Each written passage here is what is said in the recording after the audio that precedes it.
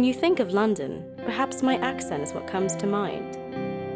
But London is no longer really an English city. It's a world city. Every nation, culture, and religion in the world is able to claim at least a handful of Londoners, and with more than 300 languages spoken, London lives up to its self-proclaimed title, Capital of the World. This is no more apparent than when you step into one of London's 48 different universities, where 100,000 international students walk the halls for 1 to 3 years. We've got students from all over the world. We've got students from Somalia, from Iraq, from Saudi Arabia. They're coming here to do their university studies in London. As they come here, they're studying, they're getting their degrees. We as Christians have the opportunity to engage them with the gospel. These students are going back to their home countries that we as missionaries can't get into. And so if we can engage them in London, see the gospel transform their lives, they go back to their home countries with the gospel. Seeing a promising opportunity and having a passion for the lost, this new team is focusing on building relationships with international students.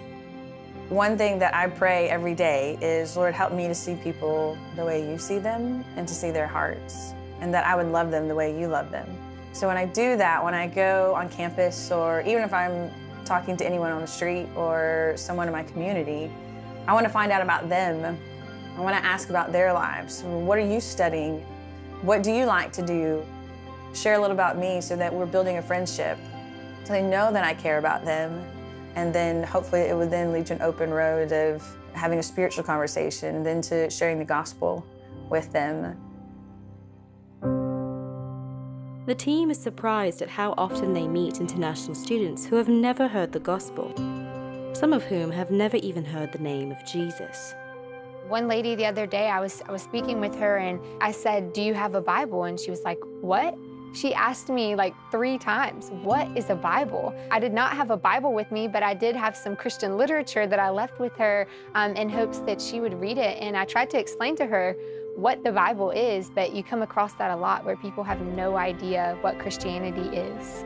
We had one girl, one of our interns, share with a guy who looked quite not normal, very much a little bit scary looking on the outside.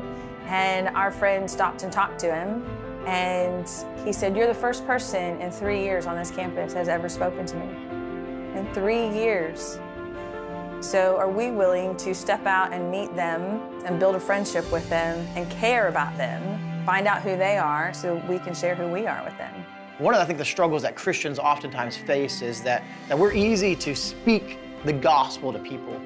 But if we don't have that relationship, if we don't connect with them on a personal level, they just heard some kind of spiel from somebody. But it's not really that connection where they actually trust what you're saying.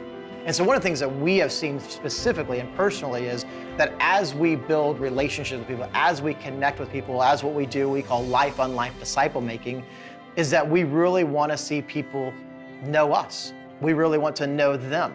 And so we, as we connect and build relationships, we actually have a voice into their lives. The reality is that London has changed forever. You can deny it, fight it, fear it, or embrace it. Shane and Lindsay are embracing it, seeing an amazing opportunity to spread the gospel around the world. All from London, England.